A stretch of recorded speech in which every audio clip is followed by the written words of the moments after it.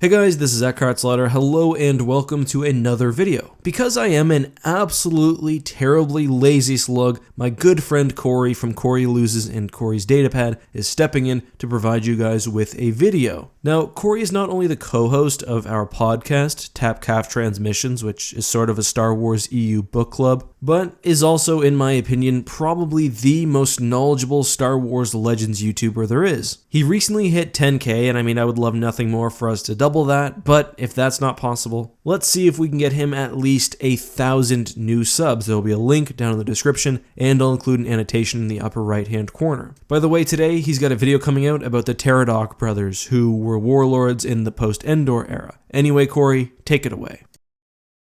Considering that I'm often unable to keep track of my keys, and its tens of thousands of years of galactic history, it's understandable that sometimes a Star Wars faction will misplace massive amounts of weaponry.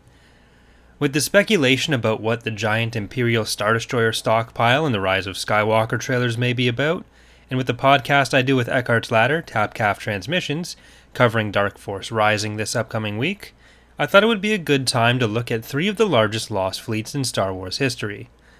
The last of these three involves a bit of my own theory crafting and speculation, so I'd love to hear whether you agree with my conclusions in the comments. First, and probably most famously, we have the Katana Fleet, famously introduced in the Thrawn trilogy. The Katana Fleet was a fleet of 200 dreadnought heavy cruisers, led by its flagship Katana. The exact timeline for its introduction is a bit fuzzy. The New Essential Chronology gives the specific year of 46 BBY, or before the Battle of Yavin, for its creation, but within the Thrawn trilogy, Talon Karrde and Gilad Pellaeon hint at dates that are a bit later, although this somewhat ties into the lack of clarity early Star Wars had about the Clone Wars and surrounding time periods. Talon Karrde, when describing the fleet during the Thrawn campaign 9 years after Yavin, noted that the entire ships had been redesigned aesthetically for the fleet, including the use of darker grey hull materials than normal, leading to the nickname the Dark Force. Normally, dreadnoughts would require upwards of 16,000 people in their crews, but with the Katana fleet that was reduced to about 2,000. This was accomplished through significant amounts of automation and using the fleet as a testbed for slave rigging, where orders could be given and carried out centrally. The Republic essentially planned to use the fleet as a proof of concept for this. Unfortunately, one of the crews was infected with a hive virus that quickly spread to the entire crew of the fleet before causing any symptoms, which included inducing insanity before killing them. While under the influence of the virus, the Katana Fleet's command crew activated the slave rigging of the ships and jumped to hyperspace, leaving no record of where they had gone and never turning up again. The entire crew was wiped out by the virus, which the Republic later learned had been orchestrated by a bioterrorist named Zeta Magnus. The fleet remained dormant and lost for decades, with many believing the fleet had simply been a legend, although it remained the envy of groups like the Rebel Alliance, who were hard-pressed for effective ships to use in their fight against the Galactic Empire. 6 years before Yavin, future smuggler kingpin Talon Karrde was part of a crew under Captain Hoffner, another smuggler, and they accidentally stumbled upon the fleet, each believing the other was unaware of what they had found. Rebel cell leader Garm Bel Iblis bought 6 of the vessels off of Hoffner, which he used in his private force, nicknamed Peregrine's Nest.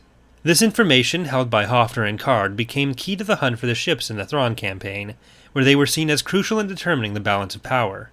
Thrawn ultimately reached them before the New Republic, and despite a battle at the site where they had rested for half a century, he managed to capture the vast majority of the remaining fleet for use in his war against the New Republic.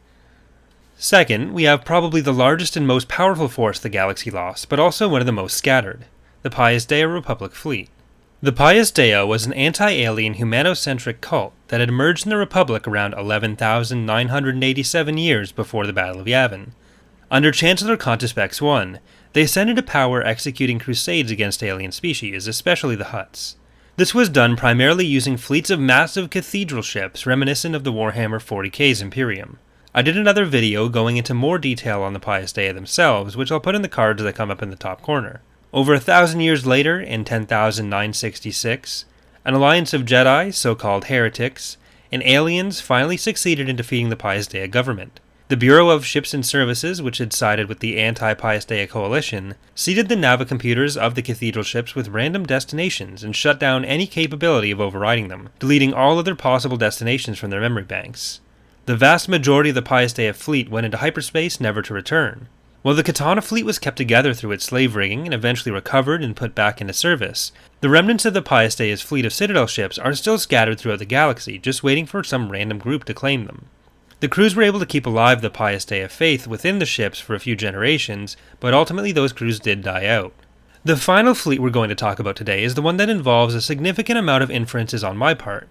So again, part of this is my opinion, and I'd like to hear what you think about my take on this, whether it's likely or not. The Rakatan Infinite Empire is one of the oldest factions to assert themselves as a main galactic power, having conquered and enslaved much of the known galaxy by 30,000 years before Yavin, and ultimately collapsing around 5,200 years later, soon before the rise of the Republic. The Rakata were primarily notable for their creation of massive structures like the Starforge, and heavy use of the dark side of the Force in their technology. The New Essential Chronology attributes their collapse primarily to a plague which wiped out large parts of the population, and while the plague was weakening the Rakatans, their various slave species began to rise up against them, leading to a massive war. The final nail in their infinite coffin came when the plague mutated and stripped them of their abilities to use the Force, rendering much of the Rakatan technology useless. Rakatan civilization would survive in a more violent, isolated form in a few places, like their former capital Lehon until the destruction of the Starforge. The Unknown Regions campaign guide by Wizards of the Coast also speaks about other planets within what's known as the Rakatan Archipelago, including worlds like Fitzomp and Makatak, where Rakata remain and hope to re-establish not just their Force connection, but their galactic dominance. Considering so much of the Rakatans' decline had to do with the plague killing much of their population off, and severing their connection to the Force, which powered much of their technology, my hypothesis is that large fleets of the Rakatan ships likely ended up in a similar situation to the Piastei and Katana fleets.